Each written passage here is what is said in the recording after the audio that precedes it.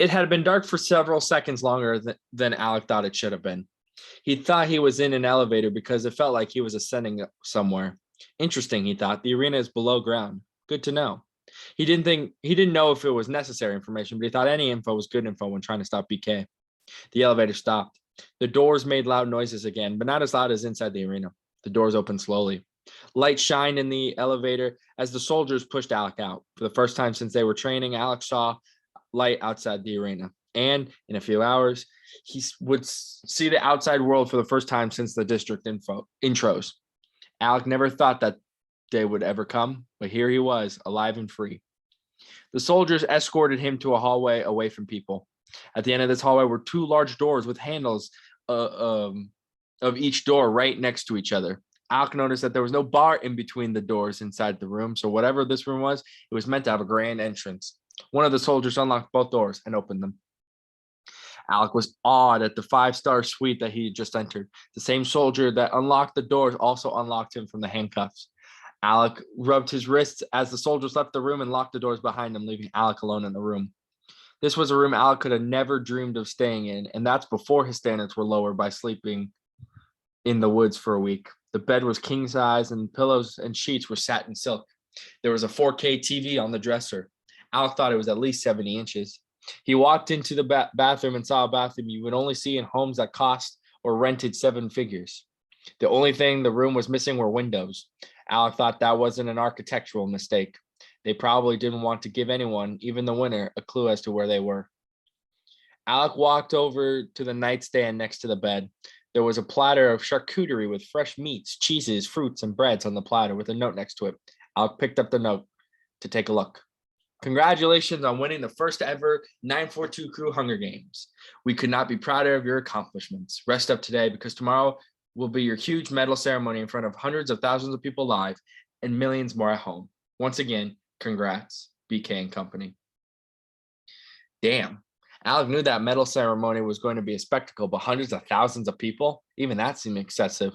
Of course, everything inside that arena was excessive, so he guessed it all worked out. Add in the fact that millions more were watching at home, Alec thought this was the perfect opportunity to relay a message to the masses. The problem is the speech is vetted by BK's people, so he needed it to be extremely subtle. He had just about a day to think about it, so there was time. That time wasn't now, however. Alec's only concern was using that hot tub jacuzzi in the bathroom, cranking the temperature up as high as his body could accept, and maybe taking a much-earned nap. BK put the last page in the file and gave it to one of his assistants to put in storage. Almost all the paperwork was done, and they were cleaning up the office. It had been a whirlwind of a week, but they were finally done. From what he could tell, the games were a hit. As long as he could find 24 more contestants, these games would continue on for another year. But that was to think about in another 9 months. Now he needed to bask in the glory of his victory. Ricardo just got HR to sign off on his raise when he entered the booth for the final time that night. He saw BK staring out the window alone. Is everything all right, sir? Rick, they've never been better. Never better. The job's not finished, sir. We still have the ceremony tomorrow. Once Alec receives his medal, we can officially put a bow on the games for this year. I kind of don't want it to end, to be honest. I do, Ricardo chuckled. I'm ready to use that vacation time I saved up for and relax for the next couple weeks. That's why I said kind of, idiot, BK responded. This week was a nightmare, but that was to be expected. What I didn't expect was the 3 months of vigorous planning before Hell Week. Well, BK began. Now we know for next year. Now we know all the ups and downs of these games, and we now know how we can improve on them next year. Yeah, you're right, sir. The two of them stood in the room for a couple more minutes. The silence turned awkward as Ricardo hadn't left yet. He decided to ask the question. Sir? Yes? I would like to talk about the elephant in the room, if at all possible. BK nodded before he pulled up a chair to sit in. He mentioned Ricardo to do the same. What is it? Sir, Alec just won the games. The same guy you've been concerned about for the last 5 days. The same guy you told me not to send the blackmail out for. The same guy who literally threatened you while in there. Aren't you concerned, even just a little? Concerned about what? That he may do something damaging to you or your brand? Yes, of course I have. It's my job to worry about those things, not yours. I know, but I'm worried for you and your safety. Have you thought of every scenario? Ricardo, you need to relax. I've talked with the guys. They'll be ready for anything. I promise. I'll be fine. And maybe, just maybe, nothing actually happened and everything is fine. Yeah, I guess. Go home, see your girlfriend, tell her about your raise, come in refreshed and ready for your final day of work before vacation, all right? Yes, sir. Good night, sir. Good night. BK turned back toward the window, sitting in thought. Ricardo had been more paranoid, the more paranoid person of the two of them. After all, he was just looking after his boss. Sure, Alec had shown some danger before, but Alec had played BK's games the way they were meant to be played. It was only a matter of time before he had Alec wrapped around his finger. BK grabbed his things from his quarters, turned off the lights, and left the building for the night. Alex stared at his reflection in the bathroom mirror. He looked ridiculous, being this dressed up after he just fought for his life for 7 days.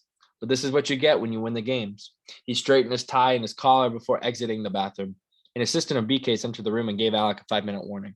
Alec thanked her for her heads up, for the heads up. After she left, he went over his speech again in his head. He had a message to express, but it had to be said in a certain way so that it could be portrayed in the way he intended it to. This last mission may be harder than anything he had to do in that arena. The assistant came back with security guards ready to escort Alec to the stage. Alec checked to make sure his hair was good before he exited the room. Follow me, the assistant said. Alec nodded and let her lead the way. Alec took a mental note of everything he saw and heard as he walked through the halls. Any info is good info, he kept repeating to himself. He noticed that it took 2 rights and a left before reaching the elevator. He heard no suspicious sounds outside of what seemed to be office noises throughout the building. The elevator took them up 4 floors. Alec exited the elevator on a floor with dark hallways and with no one walking them. Alec figured everyone was working on this floor was working the ceremony. Any info is good info. Any info is good info. The assistant opened the door to a large balcony that faced the inner complex of the building. There was nothing special about the complex. All Alex saw was a large fountain and several tables surrounding it, with a few of them occupied with people eating food. Alec could see that the fountain was full of water, but very few coins. Alec assumed that meant they either weren't rich or couldn't spare change. They didn't have change on them, or no coins were supposed to go in the fountain in the first place. Any info is good info. Any info is good info. Finally, Alec was taken to a few stairs, which he climbed up and saw he was backstage. You'll be waved in when you're on, the assistant instructed. Any other questions? No, I'm good. Thank you, Miss Burke, Lillian Burke, but you can call me Lily. Well, thank you, Lily. Alec shook her hand. As she left, Alec thought some more. Good. Now I have a name to link to. Any info is good info. He saw a slit of the curtains he was behind was open, so he walked over to take a peek. When he looked through, he saw a massive horde of people waiting for the ceremony to begin. Holy shit, they weren't kidding when they said hundreds of thousands. Any info is good info? I didn't really know what that batch of information meant for him in the long run, but he kept it saved in his memory bank. Hello, Alec. A man greeted Alec with the shake of a hand. My name is Ricardo. I'll be your main contact for today. Thank you. Well, I guess you already know who I am. Alec chuckled. Yes, I very much do. So the plan is I will begin the ceremony by introducing BK. BK will give a small speech, then introduce you. You will speak, and then afterwards we will award you your medal. Sounds good. Thank you. Of course. We will wave to you when it's your cue. Ricardo nodded to ensure Alec's understanding, then went through the curtains onto the stage. Ricardo. Any info is good info. Ricardo entered the stage, staring at the large crowd of people. Is BK ready? He asked one of the workers. Yes, sir, he should be. Well, get his ass out here. We got to begin. Ricardo was admittedly frustrated. This had been a cluster of a setup today. He felt like none of the employees were prepared. Perhaps they were prepared, but for something else. Alec paced around backstage, practicing his speech. The message had to be exact and precise. He needed to emphasize specific words at specific times. This had to be perfect. As he was pacing, he saw BK surrounded by 4 buff and beefy security guards escort him backstage where Alec was located. Alec backed further away from the entrance. He didn't even want to make eye contact with BK. Lost in all the chaos and the killing was the feeling of betrayal Alec felt from BK, and he wasn't the only one that felt betrayed in that arena. He pulled out the 942 picture that he still had in his pocket. This picture was the key to the message. He needed to make sure that picture was on him at all times. He put it back in his pants. Testing, 1, 2, 3, testing. Alec heard Ricardo's voice checking the microphone. The crowd slowly got quieter. All right, we're ready to go. Alex stopped pacing and stared out to the crowd. He still couldn't believe that this many people showed up to this thing. Ricardo cleared his throat and motioned to one of the workers to increase the volume of the speakers. The ceremony was about to begin. Good afternoon, ladies and gentlemen. Ricardo paused until the cheers and claps quieted down. I am excited to kick off the first ever 942 Hunger Games victory ceremony. He once again let there be cheers and claps before he continued. Without further ado, it is my honor and privilege to introduce you the founder of the games, BK. Al couldn't believe the roar from the crowd when they announced BK's name. It was a spectacle he had never heard or seen before. If he was going to get the public to go against BK, it was going to be a lot harder than Alec originally anticipated. BK waved to the crowd and bowed just as the crowd gave him a standing ovation. Thank you, BK said in an attempt to quiet the crowd. But it hardly worked. He just kept waving until the crowd quieted on their own. Thank you. My name is BK, and I would like to be the first one to thank you all for coming today. And if you weren't able to make it, thank you all of you who tuned in at home. More cheers and claps. When I first came up with the idea of these games, many people questioned me. Many people thought I had lost my mind. Heck, even I went home at night and thought, what am I thinking? You know? The crowd laughed along with BK. Well, let me tell you more about this crazy idea of mine. The first ever 942 Crew Hunger Games drew, on average, 46.9 million viewers a night. Numbers that may never be topped by any other television program for the rest of history. Our current attendance at the ceremony is over 700,000 people, and the attendance number at the district introductions was over 500,000 people.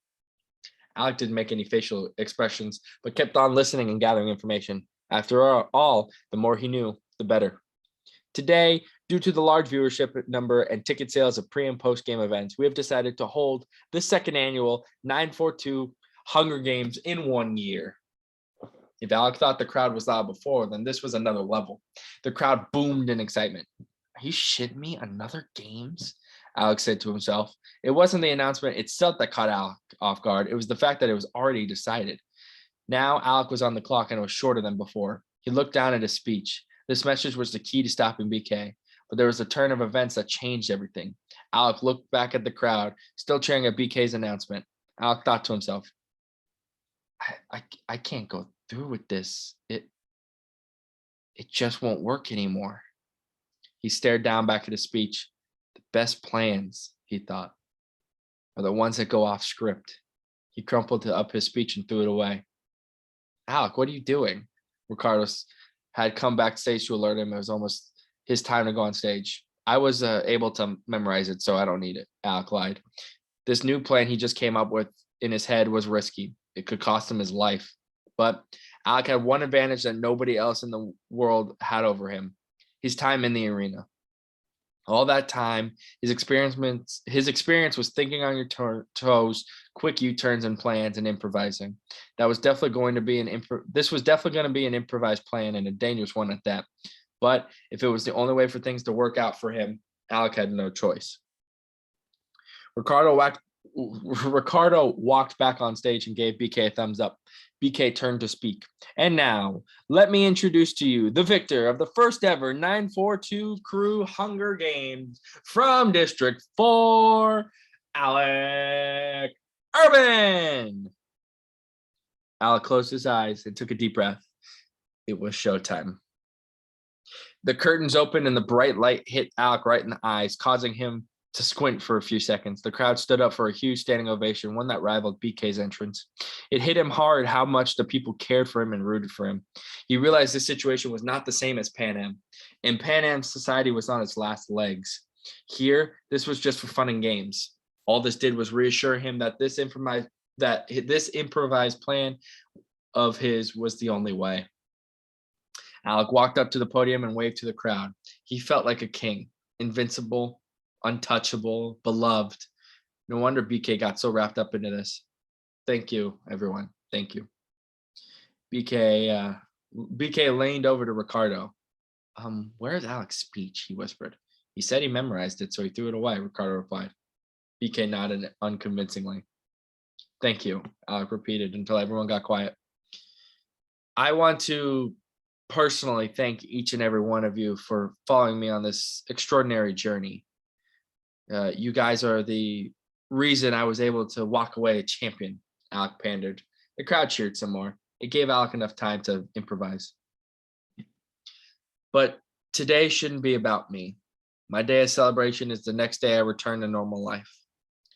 Today, I want to dedicate my victory and my speech to the fallen. 24 of us walked into that arena. None of us were thinking we would be the last at that time.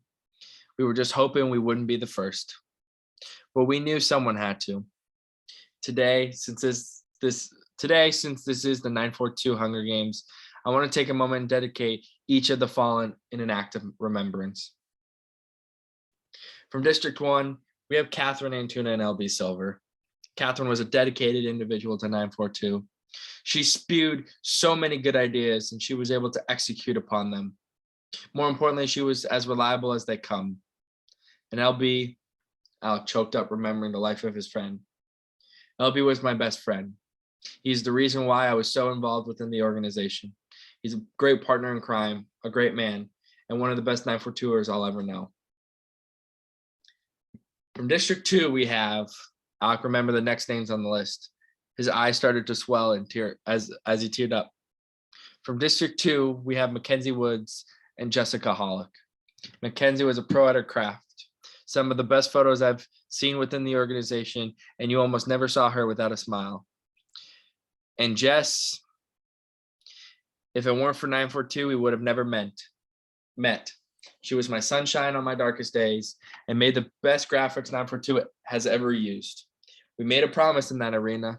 We said one of us is making out of that arena. I know she can rest easy knowing I kept my promise. From District 3, we have Grace Michael and Hannah Chismar. Grace was a rather quiet individual, but she made us a better organization. Hannah bled maroon and gold. She was a diehard Sun Devil through and through. Without those two at the helm of marketing, who knows if we would have had the crowds we got. From District 4, we have Seb Gatto. Good old Seb. I couldn't help but smile. Sometimes he asked me dumb questions. Sometimes he gave me dumb answers. Sometimes he was just dumb. But I wouldn't want anyone else helping me lead games. BK listened on. This wasn't the speech he had written down on paper. He knew that because he had already read it. Maybe this was a guilty conscience speech. From District 5, we have Tegan Patton and Jacob Hunsaker. Ironic that these two worked together considering they were the antithesis of each other. Tegan was Mr. Always Optimistic, while Jacob was Mr. Debbie Downer. But they had one of the most important jobs within the organization, keeping the current of distraction running, and they did it better than they needed to. From District 6, Julianne Wild and Lucy Wakefield. Julianne helped recruit people within into our organization and was even better at helping them stay there. And Lucy kept track of our social media. They will be dearly missed, as I'm sure both recruits and social media followers have grown exponentially because of the games. From District 7, RJ Javangala and Shrestha Chermala. We didn't have the podcast for very long, but these two helped us during the tough times in the organization. And whatever room they entered, the energy and mood improved quickly. District 8, Connor McKee and Heather Udowich, the interns. They do all the behind the scenes work and all the planning. But their most important job was dealing with BK 6 days a week. And let me tell you, that is no small feat. The crowd laughed along with Alec. BK wasn't all that amused. District 9, Joey Palomares and Marissa Sealhammer. They had all the same jobs as District 8 had just a few years earlier. But these two were the interns of 942 when I had the privilege of joining the organization. And without them, I wouldn't have been a committee chair. District 10, Frank Hernandez and Kristen McComas. We joked that they were the 942 power couple of the century, but really any couple created through 942 is a power couple because that's the power BK has on people. If you look at BK's bio on Wikipedia, you'll notice in very small print, part of his skill set is matchmaking. Don't quote me on that though. This time BK laughed with the crowd. District 11, Colin Perron and Ian Cohen. They did nothing special within the organization. They were just there to have a good time. But that's the thing. You need people like that to keep the organization fun. And finally, District 12, Debbie Dennis and Giggs. It wasn't a 942 event without them there. Giggs is, well, the longest tenured 942 member. His loss will be hard to overcome, but 942 is a resilient bunch. And Debbie did great wonders getting people from downtown and the Sun Devil Transfer Alliance to games. All those people are because of her. These people may be gone, but as long as my heart beats, as long as I have that medal, they will never be forgotten. Thank you. Alex stepped away from the podium to point to the heavens one last time for those that died. The crowd stood up and clapped for a minute as their tribute to them. I accept this medal of victory in their name, Alex shouted as the crowd started whistling and cheering louder and louder. The crowd sympathized enough to care about the dead. Good, Alec thought. It's a start. BK walked over to the podium and stood next to Alec. Alec turned to face BK. Ricardo handed BK the victor's medal. The crowd kept their applause going. Alec couldn't tell what was written on the gold medal, but it looked like a legitimately expensive medal. He risked his life many times in the last week. The least Alec deserved was a high-quality medal. Alec bowed his head and BK put the medal around his neck.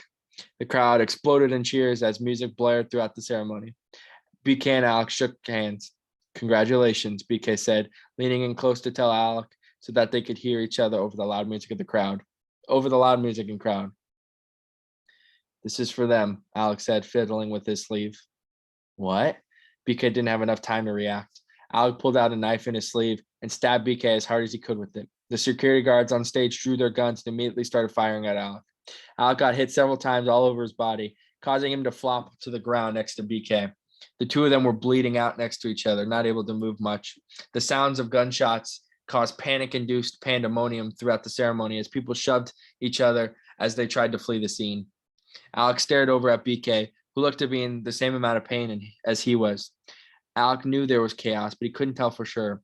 The only sound he heard was a high-pitched ringing in his ears with some muffled screams. He also was barely able to see anything as everything became brighter, as if the light was coming towards him.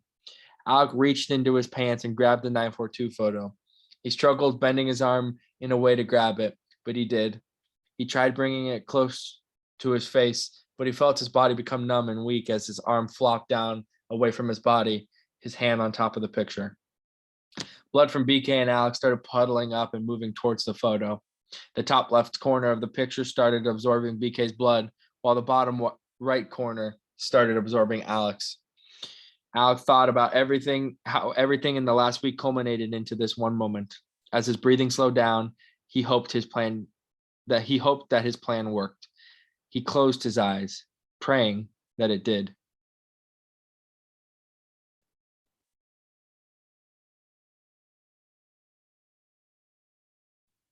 The end?